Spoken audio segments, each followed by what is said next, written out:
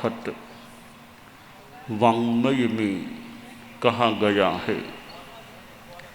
परिक्कमामि चौहिं झानेहिं अट्टेणं झानेणं रुद्रेणं झानेणं धम्मेणं झानेणं सुक्केणं झानेणं। ध्यान प्रसिद्ध चीज है, मेडिटेशन, योगा। दुनिया में अनेक नामों से ध्यान योग पद्धतियाँ चल रही हैं और अनेक अनेक लोग ध्यान शिविरों में भाग लेते हैं या ध्यान की क्लास अटेंड करते हैं। जो भी ध्यान का हमारे जीवन में बड़ा महत्व है। एक जगह कहा गया है, शीशम जहाँ शरीरस्य मूलम जहाँ दुमस्य सवस्य साहु धम्मस्य तहा झाणम विधीयते। जैसे शरीर में शीर्ष का कितना महत्व है, वृक्ष में मूल का कितना महत्व है, उसी प्रकार धर्म में, साधु धर्म में ध्यान का महत्व होता है। चित्त की एकाग्रता, स्थिरता होती है, अनपेक्षित चंचलता मन की नहीं होती है तो कार्य अच्छा हो सकता है।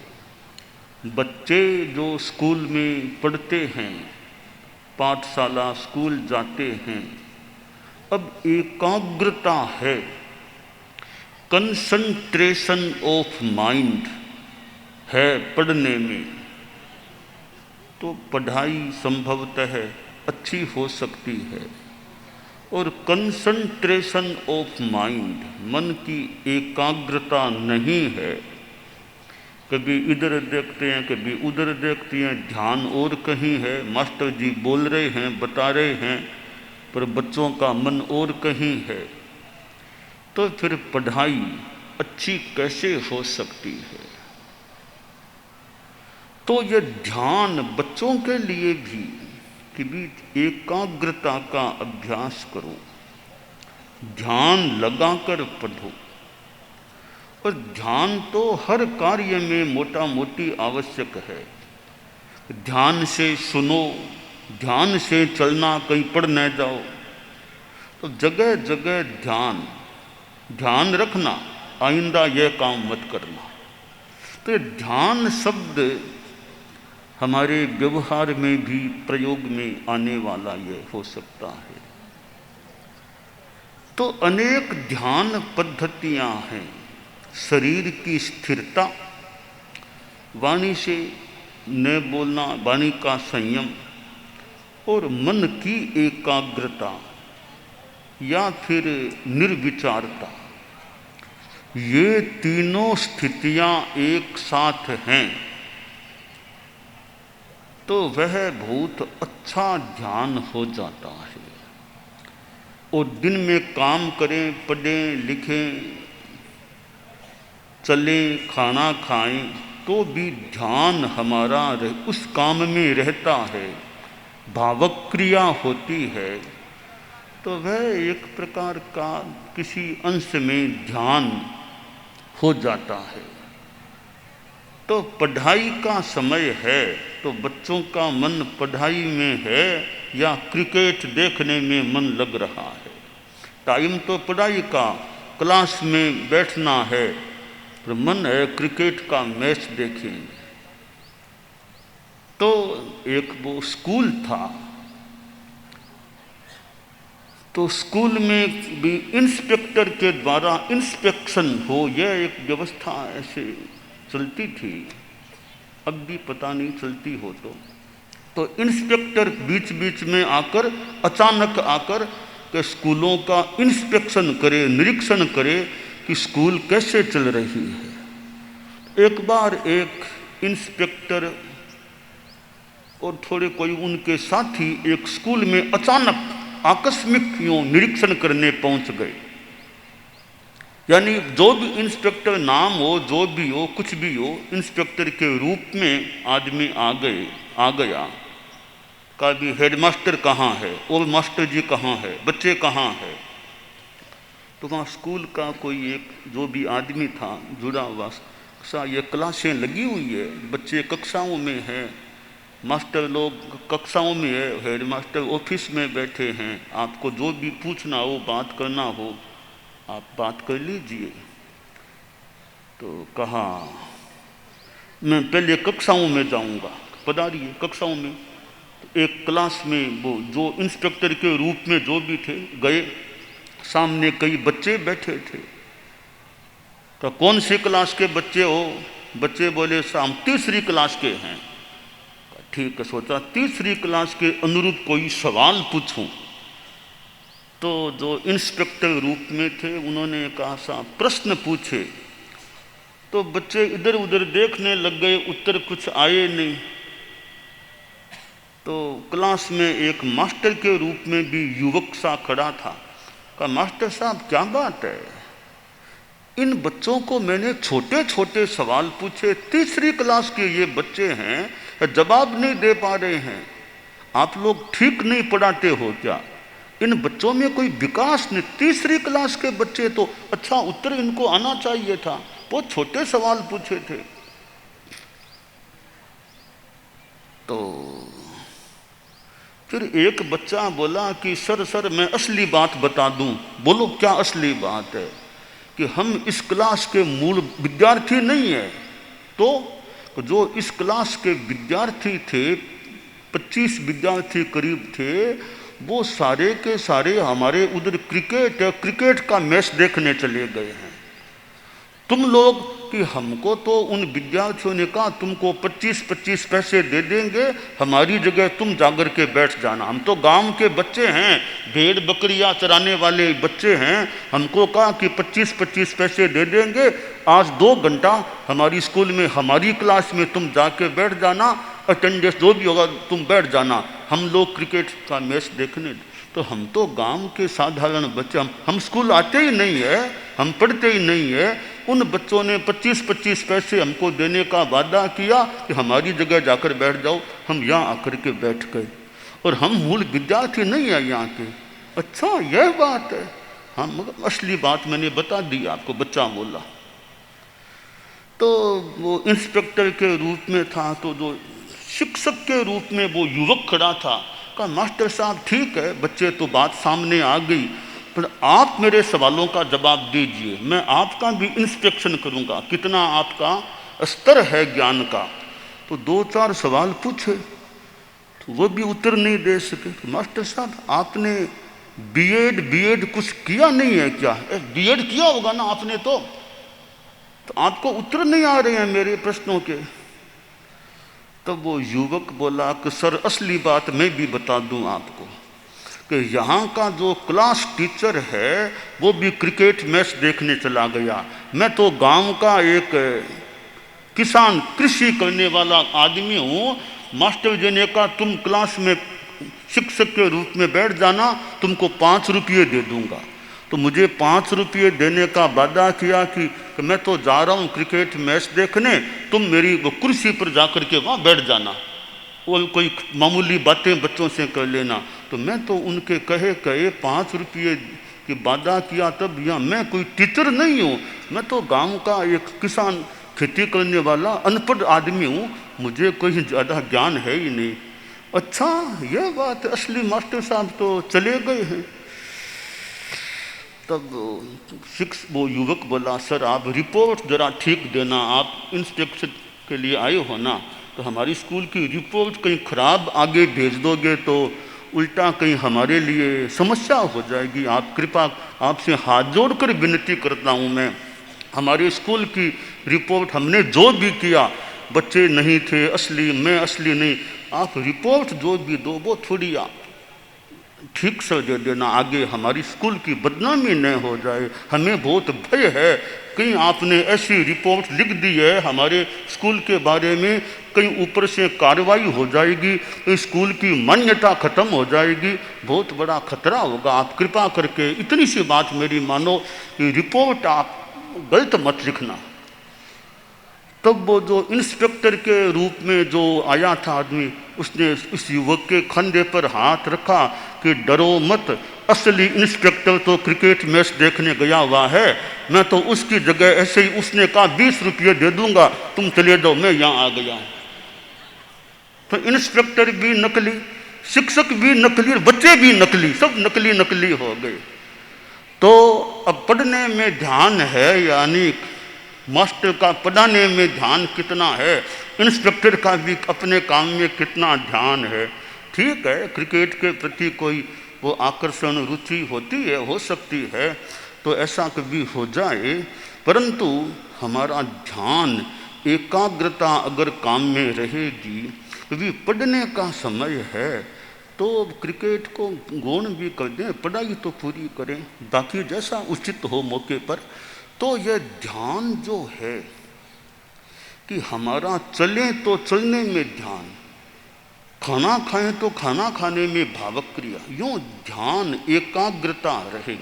तो जो स्कूल के बच्चे पढ़ाई करने वाले, उनकी चित्त की एकाग्रता भी अच्छी रहे, न केवल विद्यार्थी, हर आदमी का मेडिटेशन, ध्यान, एक चित्त की एक स्थिरता की उचित स्थिति यह रहती है। अब आदमी और कुछ थोड़ी देर खाली बैठ जाए, मान लो, और ज़्यादा विधियाँ नहीं भी आए ध्यान की, बस शरीर को स्थिर करके बैठ जाएं, रीढ़ की हड्डी को सीधी कर लें, गर्दन सीधी, बस शांति से बैठे रहो, बोलना नहीं, हलन चलन नहीं करना, और बस शांति से बैठे रहो। मन में जो कुछ आए उसे देख लो,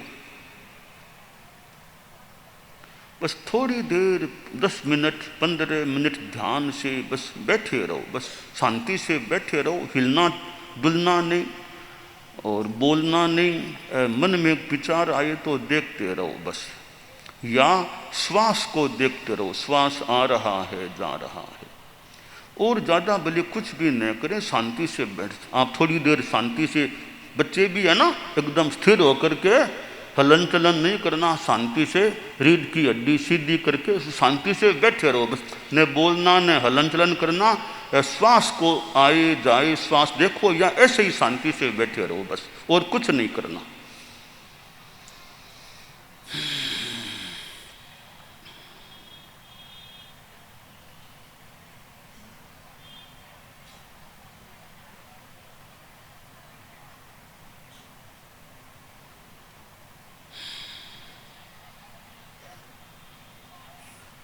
हलन चलन नहीं, बोलना नहीं, स्थिरता से बैठे रहें।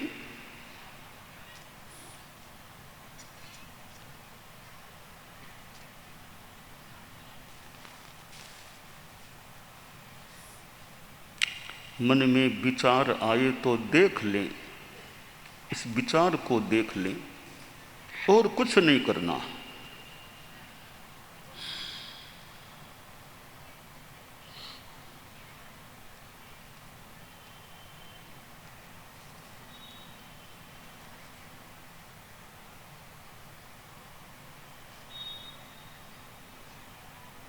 ओम अरहम, ओम अरहम।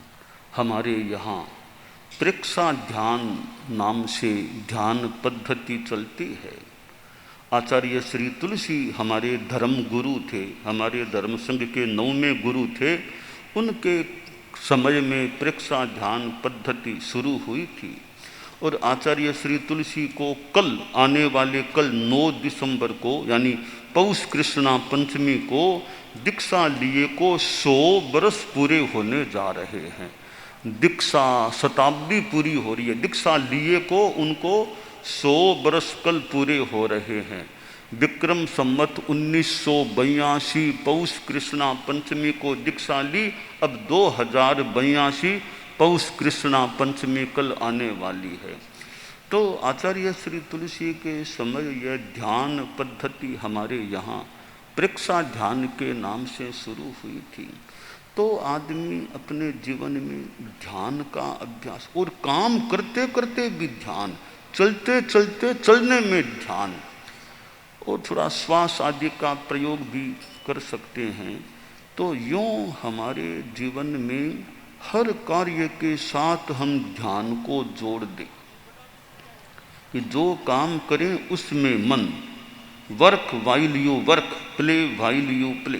काम करना तो काम में ध्यान, खेलना है तो मानो खेलने में राग द्वेष मुक्ति रहे ध्यान। तो ये चित्त की स्थिरता, एकाग्रता और जीवन में नैतिकता, सद्भावना, नशा मुक्ति, सद्भावना, सबके प्रति मैत्री भावना, अच्छी भावना, जाति संप्रदाय पार्टी आदि को लेकर दंगा फसाद मार काट हिंसा हत्या इसमें नहीं जाना। और नैतिकता, जो भी काम करें उसमें ईमानदारी, honesty is the best policy. ईमानदारी सर्वोत्तम नीति है। बिजनेस करें, लेन देन करें, धंधा करें, उसमें ईमानदारी रखने का यथासंभव प्रयत्न रहे। और तीसरी बात है नशा मुक्ति, नशा नहीं करना। 3 प्रतिज्ञाएं हैं, छोटे बच्चे भी ध्यान से सुन सकेंगे। पहली प्रतिज्ञा, मैं सद्भाव पूर्ण व्यवहार करने का प्रयत्न करूंगा। दूसरी प्रतिज्ञा, मैं यथासंभव ईमानदारी का पालन करूंगा। तीसरे में नशा मुक्ति की बात है। प्रतिज्ञाएं कैसी लगी, अच्छी लगी या कैसी लगी हैं? बच्चों को अच्छी लगी हैं? जितना पाल सको, अच्छा जितना पाल सको उतना पालना, और बोल सको तो बोलो, बोलो मैं सद्भाव पूर्ण व्यवहार करने का प्रयत्न करूंगा। मैं यथासंभव ईमानदारी का पालन करूंगा। अब तीसरे में नशा मुक्ति में शराब कभी भी नहीं पीना, कभी भी शराब नहीं पीना, ये पक्का मन होना, कभी भी शराब नहीं पीना। तो बोलो, मैं जिंदगी में कभी भी शराब नहीं पीऊंगा। तो पक्का ध्यान रखना चाहिए, शराब नहीं पीना। और भी बीड़ी सिगरेट खैनी गुटखा तंबाकू, इन चीज़ों से भी जितना संभव हो सके बचने का प्रयास हो। तो सद्भावना, नैतिकता, नशा मुक्ति, तीनों बातें जीवन में रहें तो आशा है जीवन अच्छा रह सकता है। तो आज हमारा छिंदवाड़ा में आना हुआ है, जैसा बताया गया।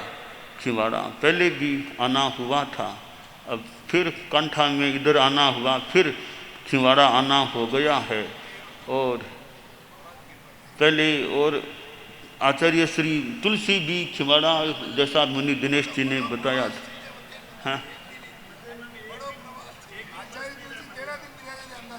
हाँ गुरुदेव,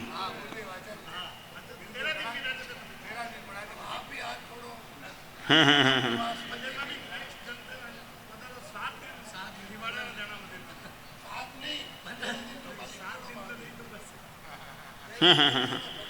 देखो, तो छिंदवाड़ा में खूब अच्छी धर्म जागरणा रहे और खूब अपने जीवन में सामायिक आदि श्रावकों में सामायिक आदि जितना हो सके करने का प्रयास हो।